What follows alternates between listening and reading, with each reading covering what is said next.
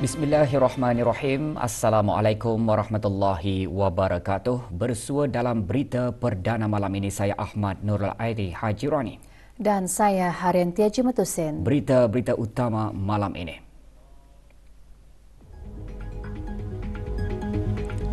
Duli Yang Teramat Mulia Paduka Seri Pangeran Muda Mahkota berangkat mengalu-alukan ketibaan Perdana Menteri Republik India.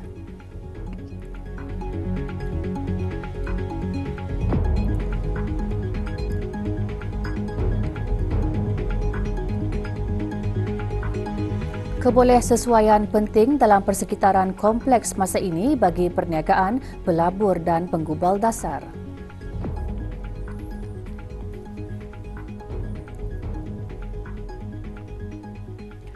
Penganugerahan Beasiswa Sultan Sekolah Yayasan Sultan Haji Hassanal Bolkiah kepada 5 pelajar cemerlang dijangka dapat membantu mencapai salah satu matlamat Wawasan Brunei 2035 untuk melahirkan rakyat yang berpendidikan dan berkemahiran tinggi dan berjaya. Keberangkatan ke bawah Duli Yang Maha Mulia menyempurnakan pengurniaan anugerah beasiswa tersebut mencerminkan pandangan jauh baginda agar rakyat baginda terus meraih kecemerlangan dan kejayaan.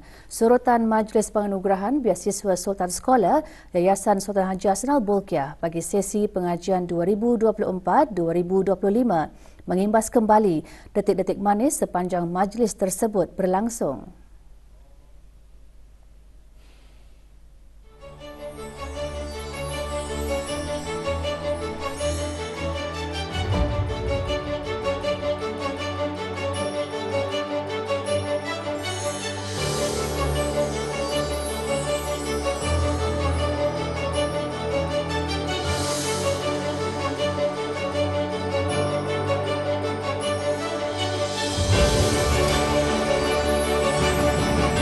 Yang Mulia Dayang Nur Hidayah Haziah binti Heinrich, Yang Mulia Awang Muhammad Asfah Radi bin Muhammad Isra,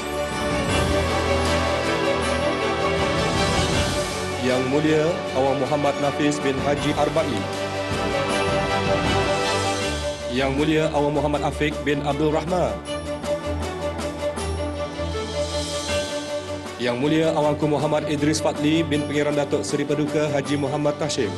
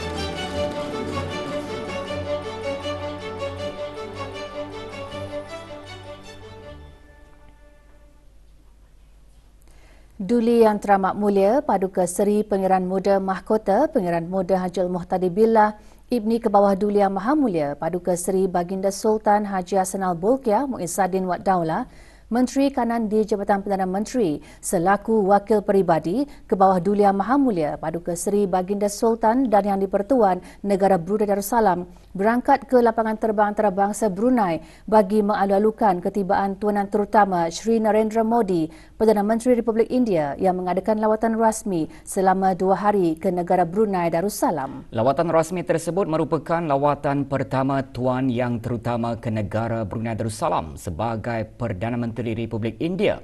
Tuan Yang Terutama memulakan penggal ketiganya sebagai Perdana Menteri Republik India pada 9 Jun 2024.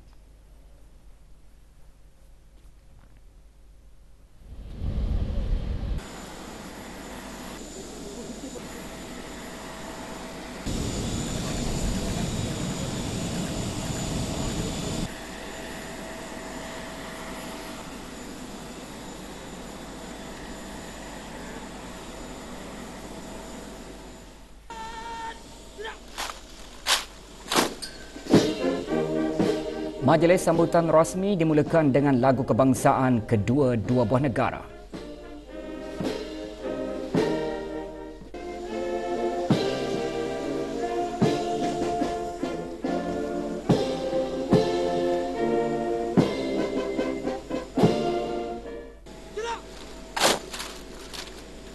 Selamat petang, Tuan Yang Terutama. Dalam kebersihan siap untuk diperiksa. Tuan Yang Terutama kemudiannya memeriksa barisan kawalan kehormatan terdiri daripada anggota Angkatan Bersenjata Diraja Brunei ABDB.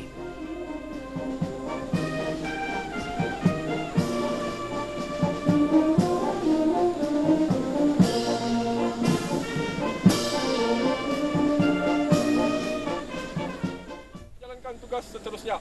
Tuan Yang Terutama diperkenalkan kepada Yang Berhormat Datuk Seri Setia Dr. Awang Haji Muhammad Hisham bin Haji Jaafar Menteri Kesihatan selaku Menteri Pengiring. Yang Berhormat Datuk Seri Setia Awang Haji Erwan bin Pehin Datuk Pekermajaya Haji Muhammad Yusof Menteri Hal Ehwal Luar Negeri kedua. Yang Berhormat Datuk Seri Setia Awang Haji Muhammad Juanda bin Haji Abdul Rashid Menteri Pembangunan. Timbalan-timbalan menteri di Jabatan Perdana Menteri. Pesuruhjaya Polis Pasukan Polis Diraja Brunei, Pemerintah ABDB, Pesuruhjaya Tinggi Negara Brunei Darussalam ke Republik India, Ketua-Ketua Perwakilan Asing serta Setiausaha Tetap Jabatan Perdana Menteri dan Kementerian Hal Ehwal Luar Negeri. Duli Yang Teramat Mulia disembah kenalkan kepada rombongan rasmi Republik India.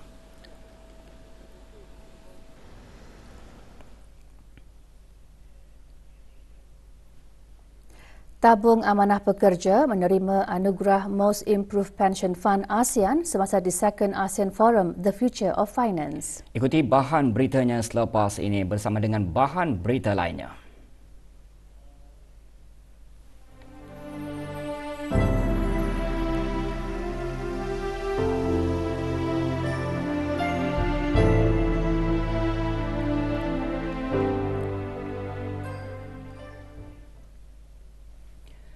Sumbangan keseluruhan berjumlah RM75,800 diserahkan oleh Yayasan Sultan Haji Hassanal Bolkiah kepada sebahagian masjid, surau dan balai ibadat di seluruh negara khusus bagi mengadakan majlis atau aktiviti sempena Maulid Rasul sallallahu alaihi wasallam tahun ini.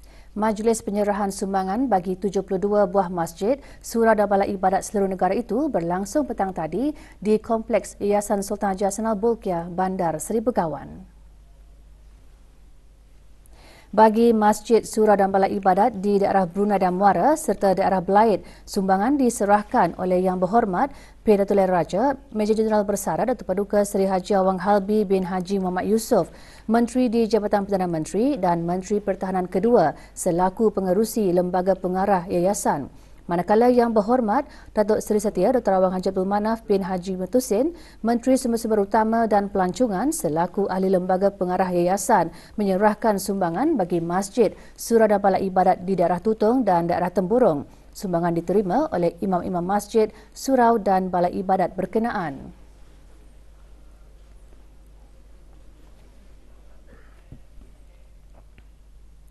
Meskipun telah pulih daripada kesan penularan wabak, dunia kini menghadapi cabaran dalam ekonomi utama, inflasi yang tinggi dan cabaran seperti isu rantaian bekalan dan ketegangan geopolitik.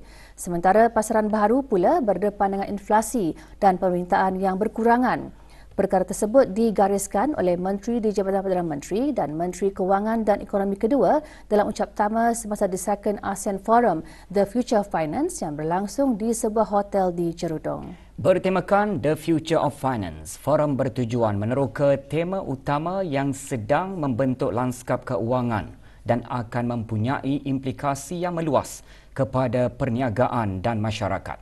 Forum dihoskan oleh Pengurusan Aset Asia dengan kerjasama Institut Kepimpinan dan Kewangan Islam Brunei dan disokong oleh Brunei Darussalam Central Bank serta dan Persatuan Pasaran Modal Brunei. Dalam ucap tamanya, Yang Berhormat Datuk Seri Setia Dr. Awang Haji Muhammad Amin Liu bin Abdullah menekankan dalam persekitaran kompleks masa kini, kebolehsuaian penting bagi perniagaan, pelabur dan penggubal dasar. Global issues like climate change and technology is essential. With interest rates declining and Basel III tightening lending practices, banks are becoming more restrictive. This high demand for financing is pushing private lenders, backed by long-term capital from institutional investors, to fill the gap. Semasa forum, Tabung Amanah Pekerja TAP menerima anugerah Most Improved Pension Fund ASEAN. Seri Setia Dr. Awang Haji Muhammad Amin Liu bin Abdullah berkongsi tentang presence with Program tarbiyah bersama Mu'alaf Sepenailah Hijrah 1446 diteruskan lagi hari ini di daerah Belait, dianjurkan oleh Pusat Dakwah Islamiah, Kementerian Hal Agama melalui bahagian pembangunan Mu'alaf dengan kerjasama Unit Dakwah Daerah-Daerah. Program berlangsung di Pejabat Unit Dakwah Kuala Belait. Hadir Yang Berhormat Awang Haji Muhammad Saleh bin Haji Osman, Ahli Majlis Mesyuarat Negara. Pengisian program taklimat bertajuk Menjauhi Amalan Khurafat dan Tahayul. Antara tujuannya memberikan kesedaran, pendedahan dan panduan kepada mu'alaf agar sentiasa berpegang teguh dengan akidah menurut ajaran ahli sunnah wal jamaah.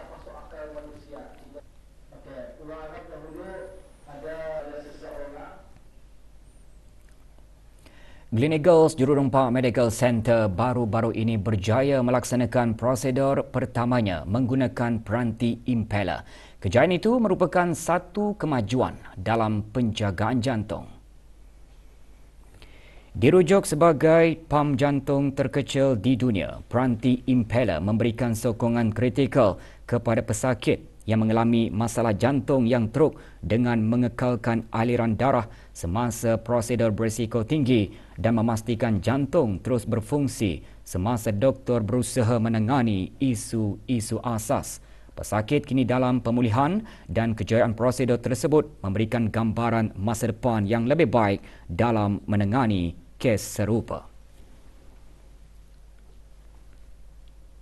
Jawatan Kuasa Kecil Kebajikan dan Keugamaan Koperasi Persatuan Tiba (KOTIBA) mengadakan majlis penyampaian derma. Derma diserahkan kepada Dayang Norimah binti Abdullah, pekerja juara servis stesen minyak KOTIBA. Rumah Dayang Norimah terjejas berikutan kejadian angin kencang yang berlaku baru-baru ini.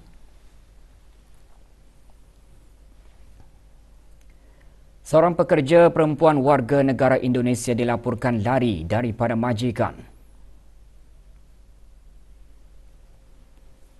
Sebarang maklumat mengenai Ani binti Hasan Karim dengan bilangan pasport C7400994 hubungi Balai Polis Sengkorong di talian 266-1334 atau talian kecemasan Polis 993 atau Balai Polis yang berdekatan.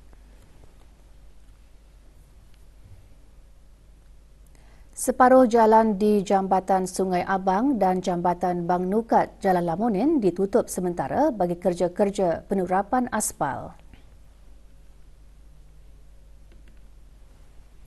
Jabatan Kerja Raya memaklumkan penutupan sehingga 7 September itu bermula pukul 8.30 pagi hingga 5 petang. Pengguna jalan berkenaan dinasihatkan untuk mematuhi papan tanda arahan serta had laju yang ditetapkan. Sementara itu, penutupan separuh jalan di Jejambat Berakas, Lebuh Raya Sultan Hassanal Bolkiah, Hala Gadong dilanjutkan sehingga 10 September.